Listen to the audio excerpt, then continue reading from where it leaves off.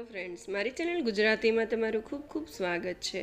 આજે હું તમારા માટે લારીમાં હોય ને એવો તવા પુલાવની રેસીપી ઘરે કઈ રીતે બનાવીને લઈને આવી છું। વિડીયો લારીમાં તો એ લોકો પાસે જાડો અને મોટો તવો હોય છે, પણ ઘરે કઈ રીતના એડજસ્ટમેન્ટ કરી અને આપણે ઘરે જ એની જેવો જ આપણે તવા પુલાવ બનાવી શકીએ અને બહુ જ ટેસ્ટી તવા પુલાવ બન્યો હતો।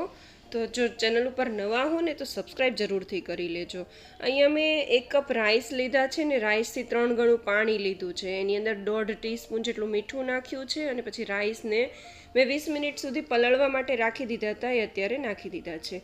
અહીંયા બીજી તપેલીમાં મેં 1.5 ગ્લાસ જેટલું પાણી લીધું છે, એમાં 2 મીડિયમ સાઇઝના બટેટા, 1.5 કપ જેટલું ફ્લાવર લીધું છે અને 1/2 કપ જેટલા વટાણા એને પણ મેં બોઇલ કરવા માટે મૂકી દીધા છે થોડું મીઠું નાખીને। તો એ 70% બોઇલ થાય ને ત્યાં સુધી આપણે બોઇલ કરવાના છે અને પછી એને આપણે નિતારી લેવાના છે અને રાઈસને પણ આપણે 80% જેટલા બોઇલ થાય એટલે એને પણ કાઢી લેવાના છે। રાઈસને બોઇલ કરતી વખતે મેં થોડું લીંબુ પણ નાખ્યું હતું, તો એ જરૂરથી નોટ કરજો કેમ કે લીંબુથી એકદમ ખીલેલા બને છે। હવે એક મેં તવો લઈ લીધો છે, મારી પાસે જેટલી મોટી સાઇઝનો તવો હતો એટલો મેં લીધો છે। 2 ટેબલસ્પૂન તેલ લીધું છે, 2 ટેબલસ્પૂન બટર લીધું છે કેમ કે તવા પુલાવ બટરમાં સરસ લાગે છે। થોડું જીરું નાખી, હિંગ નાખી, થોડો મસ્તો પાઉંભાજીનો મસાલો, એવરેસ્ટ પાઉંભાજીનો મસાલો નાખ્યો છે અને પછી આદુ ને લસણની પેસ્ટ નાખી છે। તો આદુ અને લસણની પેસ્ટ જ્યારે લારીવાળા શું કરે છે, થોડું પાણી નાખીને બનાવે છે જેથી તવામાં નીચે ચોંટી ન જાય ને ટેસ્ટ એનો સરસ આવે। 3 મીડિયમ સાઇઝના કાંદા મેં ઝીણા સમારીને ચોપરમાં જ સમારીને આમાં એડ કર્યા છે। કાંદા થોડા સતળાય 1-2 મિનિટ પછી 1/2 કપ ગાજરને પણ એકદમ ચોપરમાં ઝીણું સમારીને એડ કર્યું છે। આ બંને વસ્તુ નાખી અને 1.5 થી 2 ટીસ્પૂન જેટલું મીઠું તમારા સ્વાદ પ્રમાણે એડ કરી દેવાનું જેથી કાંદા અને ગાજર એકદમ સરસ રીતે સતળાઈ જાય।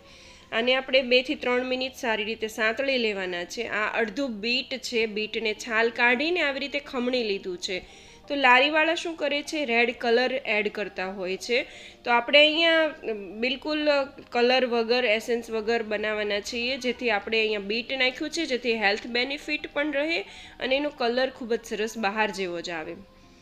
અહીંયા અડધો કપ કેપ્સિકમ પણ મેં ઝીણું સમારીને નાખ્યું છે ચોપરમાં ચોપ કરીને, એને પણ આપણે થવા દેવાનું છે। બધું વેજીટેબલ સતળાઈ જાય ને એટલે 5 થી 6 ટમેટાને ચોપરમાં ચોપ કરીને લીધા છે, તો એનો ટેસ્ટ ખૂબ જ સરસ આવશે। હવે આ બધું આપણે ટમેટા એકદમ સતળાઈ જાય ને ત્યાં સુધી આવી રીતે ફેલાવીને થવા દેવાનું છે લો ફ્લેમ ઉપર આવી રીતે વચ્ચે વચ્ચે ચલાવતા જવાનું, વચ્ચે વચ્ચે ભેગું કરતા જવાનું જે રીતે લારીવાળા કરે છે એ રીતે। પછી મસાલા કરી લેવાના છે, તો 1/2 ટીસ્પૂન હળદર પાવડર, 2 થી 3 ટીસ્પૂન લાલ મરચું પાવડર લીધો છે અને 1/2 ટીસ્પૂન અહીંયા મેં હજી મીઠું એડ કર્યું છે, 1 ટીસ્પૂન પાઉંભાજીનો એવરેસ્ટ મસાલો એડ કર્યો છે। બધું જ નાખીને આપણે ફરીથી એને ચડવા દેવાનું છે જેથી મસાલા છે એ પુલાવની અંદર એકરસ થઈ જાય અને પછી આપણે આ પાઉંભાજી મેશર લેવાનું છે અને બધું જ સારી રીતે આવી રીતે મેશ કરી લેવાનું છે। તો આ જે મેશ કરવાની પ્રોસેસ છે ને એનાથી જ આપણો તવા પુલાવ ખૂબ જ ટેસ્ટી બનશે અને જેને પુલાવ નહીં ભાવતો હોય ને એને પણ જો તમે આ રીતે તવા પુલાવ બનાવશો ને તો બહુ જ પસંદ આવશે।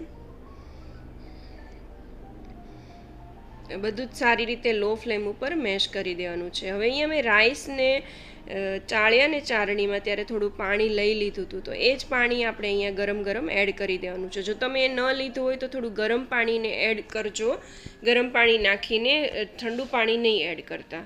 હવે આપણે વેજીટેબલ જે બોઇલ કર્યા હતા એ બધા જ આમાં નાખી દેવાના છે।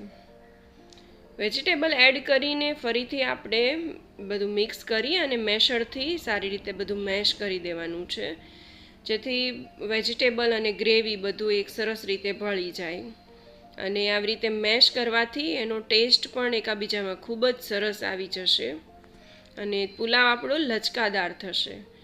અહીંયા હું આ સ્ટેજ ઉપર 2 ટેબલસ્પૂન બટર નાખું છું અને થોડું પનીર એડ કરું છું। તો 150 ગ્રામ જેટલું પનીરના મેં નાના નાના પીસ કરીને ડાયરેક્ટ જ એડ કર્યું છે અને ફ્રાય નથી કરેલું, તમે ઈચ્છો તો ફ્રાય પણ કરી શકો છો અને પનીર ન એડ કરો તો પણ આ પુલાવ એટલો જ સરસ લાગે છે।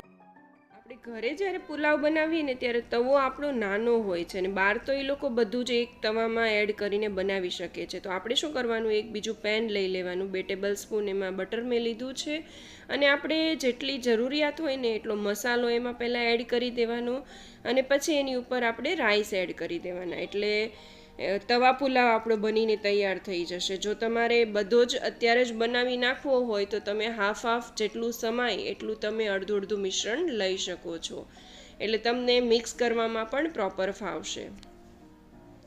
તો આવી રીતે 1 મિનિટ થવા દેવાનું છે ને પછી ગેસ બંધ કરી દેવાનો છે. તમારે જેટલો મસાલો જેટલો હોય, જેટલા રાઈસ જોતા હોય એ પ્રમાણે તમે એની અંદર એડ કરી શકો છો અને હળવા હાથે આ બધું મિક્સ કરી દો. રાઈસનો દાણો પણ તમે જોઈ શકો છો એકદમ ખીલેલો છે. તો આપણો તવા પુલાવ એકદમ ટેસ્ટી બનીને તૈયાર છે. તમે પણ એક વખત ટ્રાય જરૂરથી કરજો. આ રેસીપી બહુ જ ટેસ્ટી લાગે છે. તો જ્યારે બહારનું ખાવાનું મન થયું હોય ને ત્યારે ઇઝી બની જતો આ તવા પુલાવ તમે ઘરે પણ બનાવી શકો છો એકદમ હેલ્ધી અને ટેસ્ટી રીતે. જો રેસીપી ગમી હોય તો લાઈક જરૂરથી કરજો. આવી નવી રેસીપી માટે ચેનલને સબસ્ક્રાઈબ જરૂરથી કરી લેજો અને આપણે ઉપરથી કોથમીરથી અને થોડું લીંબુ નીચોવીને ગાર્નિશ કરી દેશું. તો આપણો ટેસ્ટી તવા પુલાવ બનીને તૈયાર છે. તમે ક્યારે બનાવો છો કોમેન્ટમાં જરૂરથી જણાવજો અને તમે ક્યાં ગામ અને શહેરથી મારો વિડીયો જુઓ છો મને જરૂરથી જણાવજો. મને ખૂબ જ ખુશી થશે અને મોટિવેશન પણ મળશે. Thank you for watching.